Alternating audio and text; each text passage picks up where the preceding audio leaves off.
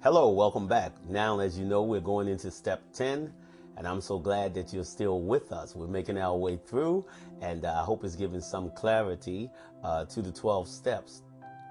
Step 10, as you know, says that we continued to take personal inventory, and when we were wrong, promptly admitted it.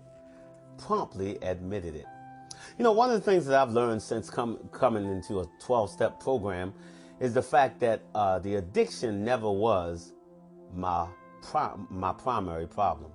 The addiction never really was my problem. The addiction was a symptom of my problem. You see, if a person goes to the doctor with a headache every week, they have a headache. The headache is not their problem.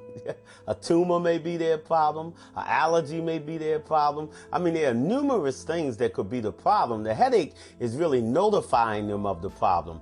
Pain is a great gift from God. So the pain itself notifies us of the fact that we are hurt, that we have a problem. People who don't have pain can die without even knowing they're dead.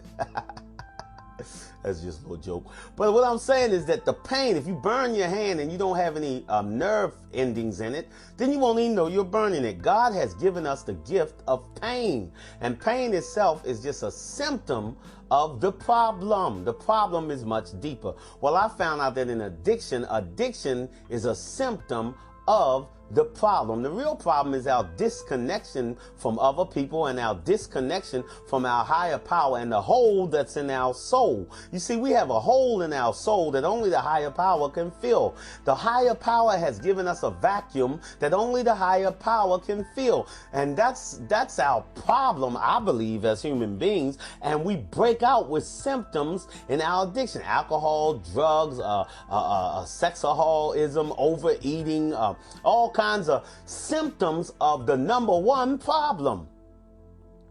And so it's just a symptom of our problem. When we get into step 10, we're at the point now that we know that more is wrong with us than the fact that we drank or smoked dope. Now we understand that there are some underlying issues and that they will need to be looked at on a continual basis. And so step 10 says we continue to take personal inventory. You see, recovery is a lifelong journey. Spirituality is a lifelong journey. It's something we do for the rest of our life. We continue to take personal inventory, and when wrong, we admitted it. Many people have little sheets that they use to take personal inventory every day. They look at it and say, where have I been unkind today? Where have I been impatient today? Where have I stretched the truth today, spoken in hyperbole? Where have I been selfish today? Where was I not a listener today when a person needed a shoulder to cry on? They go through their inventory every day. They take a personal inventory. You may want something that formal. I suggest it. I'm sure it's very helpful. Other people don't do it in such a formal way, but they recognize, again, from their feelings when they need to do something about their situation.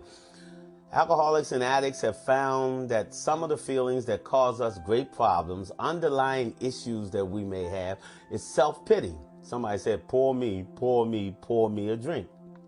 Addicts and alcoholics tend to go into self-pity quite quickly, and that can be a road to relapse. So as we take our inventory, we watch out for self-pity. When am I thinking that everybody's against me and I'm victimized and I'm being put down and I should have more than I have today and I should be further along than I am now? Self-pity rather than gratitude. Self-pity can be a big problem. The big book of Alcoholics Anonymous talks about resentment.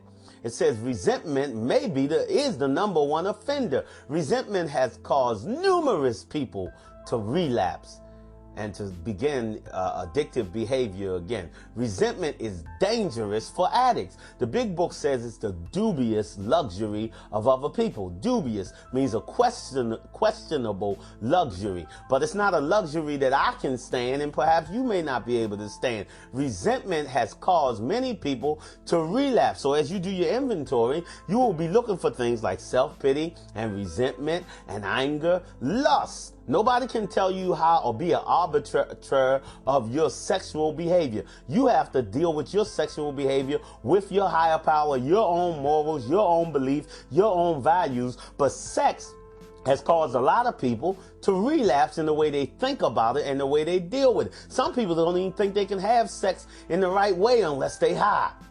Some people can't have sex in the way they used to have sex because they were selfishly having sex and didn't really care about the other person. The person was just an object. So that's something that maybe you may have to deal with as you take your personal inventory. It's a personal inventory, and you will see patterns again as you look back on your fourth step. You will see certain patterns in your life, certain things in your steps that you need to work on and watch out for. Continue to take personal inventory, and when wrong, promptly admit it. And the reason for promptly admitting it is because those very things can cause us to get into insane thinking again. And the insane thinking sooner or later is going to trigger that little thing in our head and say, oh, I think I can just do this one time. I think I can take just one. We have found that self-pity, resentment, hatred, anger, selfishness is the root of our problem. So if we're not involved in, as they say, giving it away to keep it or helping other people, then once again, we may be isolating and find ourselves headed towards relapse. To continually take a personal inventory is very important. Some people say they go back and take all their steps over and over and over. That may be beneficial, but we're talking about this is a maintenance step. A maintenance step. Some people say, well, how long you got to go to those meetings? Well, how long do you have to eat? You ate yesterday. You want to eat today, don't you? How long do you have to pray? How long do you have to pray? I mean, some things you have to do continually. It's a maintenance step.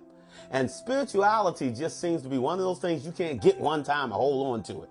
You know, spirituality is not static. Spirituality is not something that now I'm a spiritual giant and I'll always be a spiritual giant. I mean, even if you look back in the big book or some other spiritual literature, you'll see that giants had problems. Muhammad had some problems. Okay? David had some serious lust issues and murdered somebody. Moses had a problem with anger. Okay? You see those problems. Abraham had a problem with lying. Okay, you see those problems with the so-called giants of spirituality. Don't you think you and I may have a couple of little things to work on? And so we continually take a personal inventory because we need to promptly admit some things when we do wrong. It makes for a better family life. It makes for better employment life. It makes for a better conscience. And we want a clear conscience so that we have a clear channel with our higher power. So we promptly admit it. Other people might go around and they can have a resentment for a month, 2 months, or a year. They may enjoy the so-called power they feel holding on to that resentment. But for me, that's a dubious luxury. The resentment may cause me to actually end up dead or in jail or in some institution. Excuse me? You want a resentment? Here, take it. You can have mine. I don't want it no more. Here, take it. Take the resentment, take the self-pity, take the lying, take the impatientness, take it all. Go ahead, take it. You can have it. As I take my inventory every day, I'm going to offer it up to my higher power. And every day when I need to promptly admit it, I'm going to do it because I enjoy this life of sobriety that I have today. Thank you very much.